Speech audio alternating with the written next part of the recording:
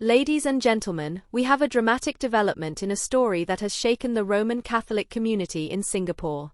A shocking incident that took place on the 9th of November has left many in disbelief. Father Christopher Lee, a beloved priest, was brutally stabbed during a service.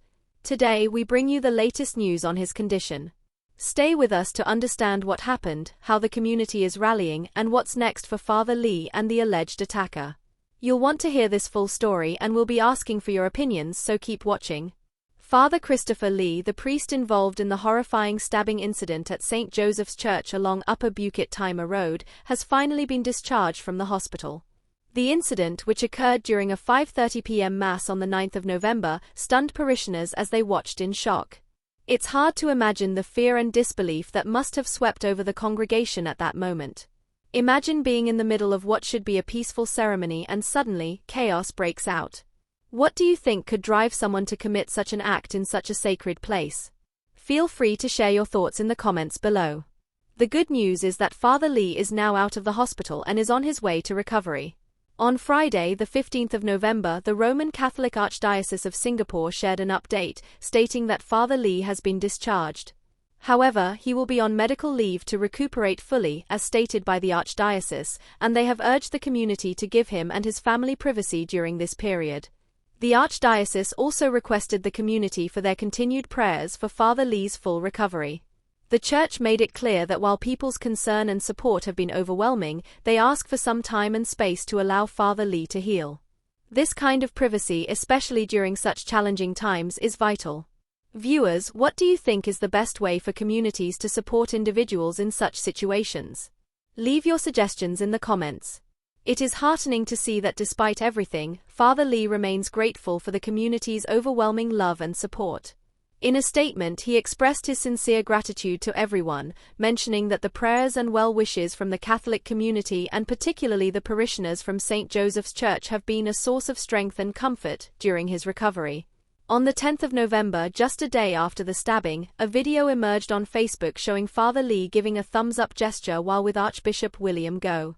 This gesture symbolized hope, resilience, and a sense of strength even in the face of adversity. If you were among those sending your well wishes, you were a part of that strength. What do you think it says about the power of community when even in such a vulnerable state, Father Lee made an effort to acknowledge everyone? The incident, of course, cannot be spoken of without mentioning the alleged attacker. The suspect has been identified as Basnayake Spencer, a 37-year-old Singaporean Sinhalese man. He was charged on the 11th of November in court with voluntarily causing grievous hurt using a dangerous weapon. Many of you may be wondering, what could have led up to such a tragic event? Spencer has had a troubling history. In 2019, he was convicted and jailed for stabbing his ex-girlfriend at a party while under the influence of drugs.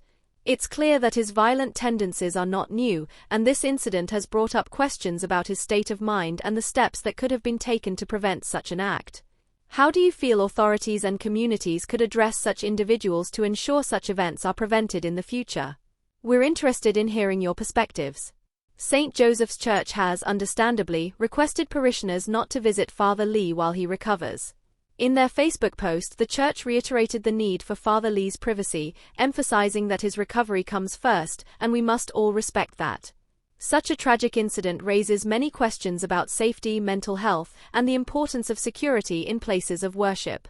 The Church has remained committed to supporting Father Lee, and we should continue to uphold them in our thoughts. To everyone watching, we ask you, how do you think churches and other places of worship should handle security in times like these? Could additional measures be taken to prevent such attacks? We'd love to hear your opinions, so please comment below. The story of Father Lee's recovery is not only about a man healing physically but also about the resilience of the community around him. The strength shown by his parishioners and their commitment to support speaks volumes about the bonds formed through faith and empathy. This story is still developing, and as Father Lee continues his recovery, it's likely we'll hear more updates on his condition and on the legal proceedings against his attacker. For those of you just joining us, please consider liking this video, sharing it with friends, and subscribing to our channel for more updates on this and other important news stories. This is 2230, and we're committed to keeping you informed, engaged, and connected. Don't forget to turn on notifications so you never miss a story that could matter to you and your loved ones.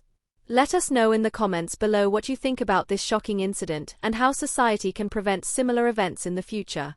Your opinions matter, and we want to know what you have to say.